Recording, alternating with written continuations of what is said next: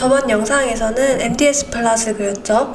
그리고 이 y 값에 이 dispersion 값들을 이렇게 저장을 해놨어요. 그래서 오늘은 이 저희가 저장해놨던 이 y 값을 generalized linear model에 피팅을 할 거예요. 먼저 normalization에 대해서 조금만 더 얘기를 해보려고 해요. 저번 영상에서는 이제 normalization을 했다. 그래서 그 밸류로 이제 MDS 플러스 그렸다. 여기까지만 얘기를 했는데요.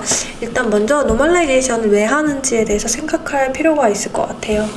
normalization은 지금 이 예제에서 보는 것처럼 샘플 1은 총 리드의 개수가 2천만 개가 생성이 되었어요. 그리고 샘플 2는 샘플 1보다 훨씬 많은 개수인 3천만 개가 생성이 되었죠. 그리고 진 A에 붙은 리드의 개수가 샘플 1에서는 600개라고 하고 샘플 2에서는 1000개라고 했을 때 샘플 2에서 진 A의 유전자 발현량이 샘플 1의 진 A보다 많다고 할 수 있을까요? 이 부분에 대해서 사실 좀 생각을 해봐야 될 것 같은 게 어쨌든 총 리드의 개수가 샘플 2가 훨씬 많잖아요. 그래서 이게 진 A가 정말 더 발현량이 많다고 이제 말하기가 전체 이제 리드 사이즈가 보정이 안 되어 있기 때문에 말하기가 약간 힘들다고 할 수 있겠죠. 그래서 이제 이렇게 전체 라이브러리의 양을 노멀레이션 표준화해주는 그런 과정이 필요하게 됩니다. 그건 이제 샘플들 간에 보정을 하는 걸 의미하겠죠.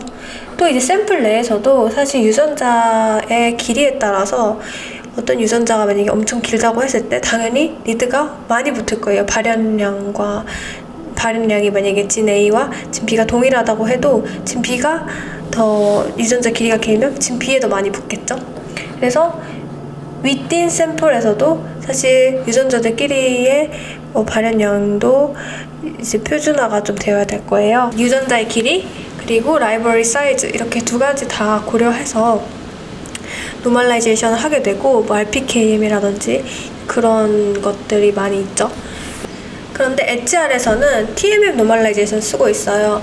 그래서 TMM 노멀라이제이션의 경우에는 이제 샘플 2에서 총 리드의 개수가 이렇게 많게 생성된 이유가 사실 어떤 특정 진의 그룹에서 진짜로 발현량이 많을 수도 있잖아요. 그래서 이렇게 리드 개수 많은 걸 수도 있죠. 그래서 그런 것까지 다 고려를 해서 이렇게 계산을 해서 노멀라이제이션을 하는 것이 TMM 노멀라이제이션입니다.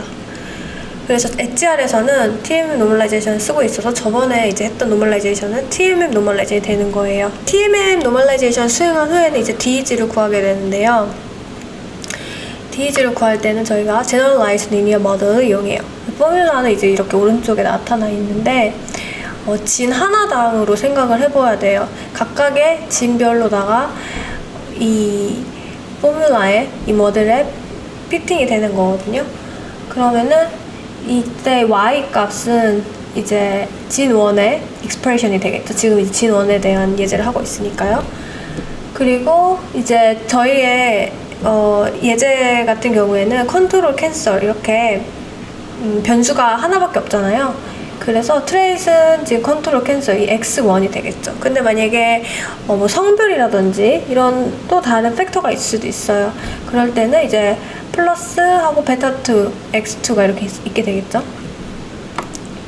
근데 이제 제너럴라이즈드 리니어 모델을 쓰는 이유는 이제 리드의 양이 익스프레션이잖아요. 어떻게 보면 이런 리드의 양 익스프레션은 포화송 분포를 따른다고 알려져 있어요. 그래서 Generalized Linear Model을 쓰고요. 이제 이렇게 그룹 간의 테스트를 할 때는 Likelihood Ratio 테스트를 씁니다. 그러면은 P-value가 나오고 P-value가 낮으면 낮을수록 그룹 간의 차이가 유의하게 크게 된다는 거죠. 여러 진에서 P-value를 구하게 되고 그랬을 때 이렇게 멀티플 테스팅을 하면은 이제 에러가 또 생길 수가 있어요. 그래서 그런 멀티플 에러를 코렉션을 해주는 게 값이 이제 FDR이에요. 그래서 보통은 많은 스터디에서 FDR이 0.05 이하면은 DEG다라고 이제 얘기를 하고 있죠. 다시 저희 R로 돌아와서 한번 차근차근 라인을 돌려볼게요. 그래서 일단 여기 저번에 저희가 디자인 테이블을 구축을 했었죠. 이렇게. 그래서 이 디자인 테이블과 그리고 디스퍼션까지 구한 y 값을 이제 GLM에 피팅을 시켜주는 거예요. 그 다음에 아까 말한 것처럼 likelihood ratio 테스트를 이제 진행하는데, 이때 coefficient는 2, 즉 컨트롤과 이제 캔슬 샘플을 비교하는 이 비교가 되겠죠. 그래서 이 라인도 실행을 시켜주겠고요.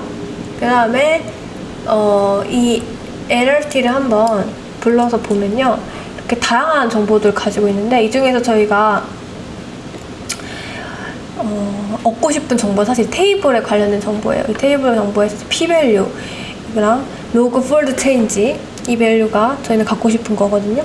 이 log fold change 같은 경우에서도 이제 HR에서 fold change를 구하는 공식이 따로 있어요. 그냥 단순히 캔서랑 컨트롤 값이랑 이렇게 나눈 게 아니고, 그래서 이 log fold change 값이랑 저희 p-value 이런 것들이 좀 필요하겠죠. 그래서 그 부분을 따로 이제 떼서 이제 정리를 하는 거예요, 여기서. 그래서 리절트 테이블을 따로 이제 예쁘게 정리를 하려고 여기서 이런 라인을 이제 넣어둔 거고요.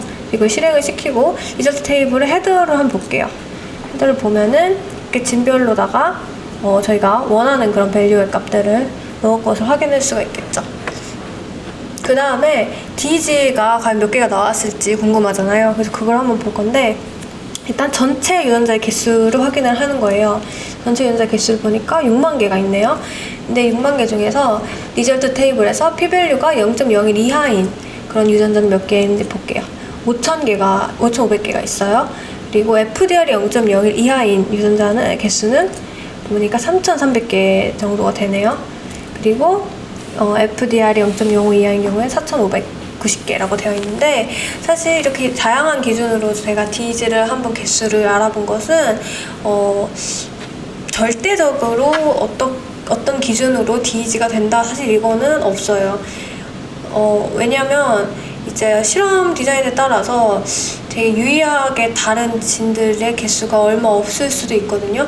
이제 뒤에 있는 좀 분석을 하기 위해서 어쩔 수 없이 이제 피별로로 좀 더 많은 양의 DG를 찾는 것을 원하는 그런 분들도 계실 수가 있고, 자기가 원하는 목적에 따라서 조금 이 컷오프가 달라질 수가 있다는 거예요.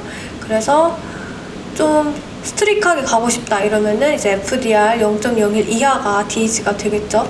그래서 정말로 유의하게 다른 유전자만을 DG를 하고 싶다라는 경우도 있을 수도 있으니까, 그럴 땐 FDR 0.01 이하를 사용해 주시면 되고, 보통의 경우에는 이제 FDR 0.05 이하면은 이제 DG라고 저희가 많이들 하고 있습니다. 그 다음에 TMM 노멀라이제이션 값을 따로 이렇게 불러와줘서 나중에 이제 테이블에서 합치려고 여기서는 이제 그런 작업들을 해주는 거예요. 그리고 이제 밑에도 똑같이 카운트 데이터가 이제 저희가 맨 처음에 이제 넣었던 리드 개수 있잖아요. 그거를 테이블로 다시 정리를 해서 저희 리절트 테이블 옆에다 붙여줘서 나중에 이제 엑셀 파일을 딱 열었을 때 좀 다 예쁘게 이렇게 잘 정돈돼서 보이게 하기 위함입니다. 지금 이 라인들은. 그래서 그냥 이거는 이렇게 실행을 이렇게 시켜줄게요. 실행을 시켜준 다음에 콜룸 컴바인이죠. 그래서 아까 봤던 리절트 테이블하고 TMM 값하고 카운트 데이터 전부 다 합치는 것을 이제 실행을 시키면 다음에 헤드를 보면은 이렇게 전부 다 합쳐져서 테이블이 이렇게 정리가 된 걸 볼 수가 있고요. 그 다음에 이 테이블을 저장을 해줄 거예요. 그래서 write.table에서 result.txt 해서 저희가 맨 처음에 선택해 놓은 경로에 이 아웃풋 파일이 갈 수 있도록 이렇게 지정을 해줍니다. 그러면 이제 나중에 엑셀 파일로 열었을 때 유전자별로 p-value랑 그리고 TMM 값이라든지 로그 데이터 그리고 fold change도 다 볼 수가 있겠죠. 그래서 이렇게 여기까지가 이제 DG를 구하는 거였고요. 그 다음에 이제 밑에는 보너스인데요. gg플롯을 활용해서 DG들을 좀 예쁘게 어떻게 플랫화를 시킬 수 있는지 한번 이제 코드를 넣은 거고, 이제 이 코드는 전부 다 제가 저희 블로그에 업로드를 해서 밑에 더보기란에 보면은 바로 다운을 받거나 복사를 할 수 있게 해놓을게요. 그래서 이것도 이제 실행을 시키면은 이 FDR이 제일 낮은 10개의 유전자가 박스 플랫으로 그려지는 그런 코드예요. 이렇게 한번 실행을 해보면, 여기 밑에를 열을게요. 이렇게 10개의 DG, FDR 제일 낮은 그런 탑 10개의 DG들에서 캔서에서 특히나 발현력이 높은 걸 확인할 수가 있네요. 그리고 이제 이런 플랫을, 박스 플랫을 이제 저장할 때는 GG 세이브를 이용합니다. 그래서 여기까지 이제 디귿을 구했고요. 그 다음에 마지막으로 저희 예제는 대조군이 이제 2개의 예제였어요. 그렇지만 대조군이 2개 이상일 때도 있을 수가 있어요. 저번에도 이제 댓글로 질문을 남겨주셨는데, 그럴 경우에도 어떻게 하느냐 했을 때 2가지 방법을 쓸 수가 있어요. 일단 첫 번째는 모든 그룹을 다 함께 노멀라이제이션을 하고 난 다음에 비교하는 그 테스트를 각각 해주는 거예요. 그리고 2번째 방법은 이제 만약에 캔슬 1 그룹하고 캔슬 2 그룹, 대조군이 이렇게 2개가 있다고 했을 때 컨트롤 캔슬 1을 묶어서 노멀라이제이션 해주고, 그 다음에 이 2 그룹을 비교하는 거를 해주고, 그러고 난 다음에 또 컨트롤하고 캔슬 2를 따로 노멀라이제이션 해주고, 그 다음에 그 2 그룹을 비교하는 거예요. 이게 뭐가 좀 다르냐면은 이제 노멀라이제이션을 같이 하는지 다 같이 묶어서 하는지 이렇게 따로따로 하는지에 따라서 노멀라이제이션 값이 달라질 수가 있어요. 그러면 1번을 보통 많이 쓰긴 하는데, 1번의 경우에는 이제 실험이 전부 다 같이 됐을 경우에, 다 같이 이제 같은 시간에 이제 샘플링이 되고 시퀀싱이 되고 이랬을 때는 1번을 쓰고요. 그렇지 않은 경우에는 사실 2번을 써도 되는 거죠. 제가 이제 옛날에 유전체 분석 회사에서 일을 했을 때는 1번도 해보고 2번도 해봤었는데, 이제 이거는 본인의 이제 실험 디자인이나 상황에 따라서 다르게 쓰시면 될 것 같아요.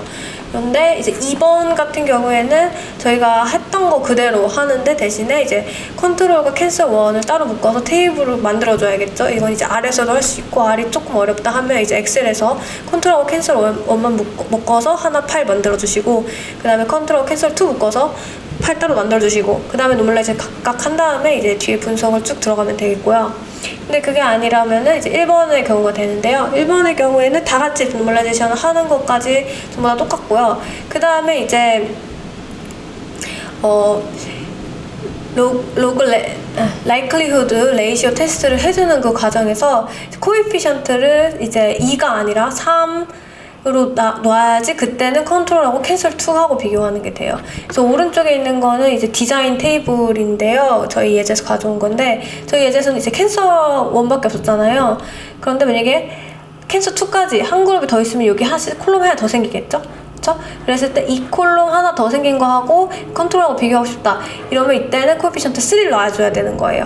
그래서 2도 한번 2 하면은, 만약에 코에피션트 2로 놓으시면은 컨트롤 샘플하고 그냥 캔슬 1 샘플이 비교가 되는 거고, 코에피션 3로 넣었을 때 컨트롤하고 캔슬 2가 이제 비교가 되는 거겠죠? 그래서 그런 식으로 이제 해주시면 됩니다.